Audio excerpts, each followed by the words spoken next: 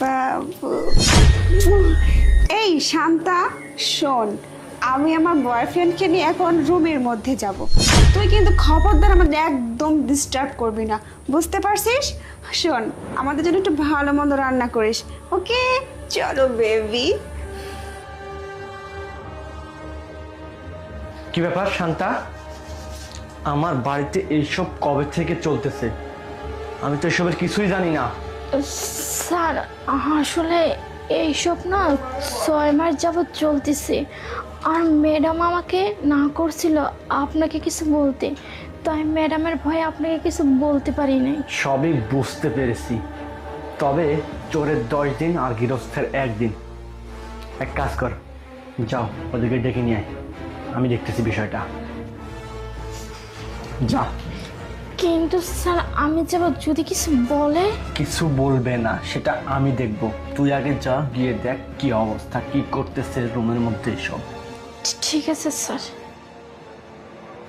বাবু আজকে তুমি আর আমি, কেউ নেই, বুঝতে পারছো? এত মজা করবো না, তোমাকে ভালোবাসি একদম ভরিয়ে দিবে সোনা। কি ব্যাপার, এখন আবার কে আসলো? তারা দেখতেছি।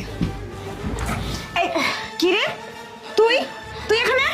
তোকে না আমি নিষেধ করছি যে পারমিশন ছাড়া আমার রুমে ঢুকবি না, তুই কেন আসছিস এখানে?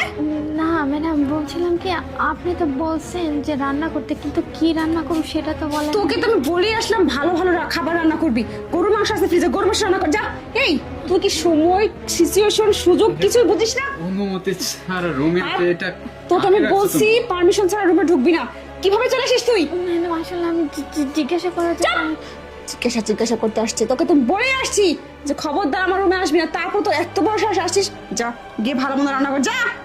ঠিক আছে ম্যাডাম। উফ, মুডটাই নষ্ট করে দিছে। স্যার কি ব্যাপার? না আসলে আমি ওদের কাছে গিয়েছিলাম, কিন্তু ওদেরকে আমি ডাকতে পারিনি। কেন? মানে ম্যাডামের ভয়ে, ম্যাডাম যদি কিছু বলে এই জন্য।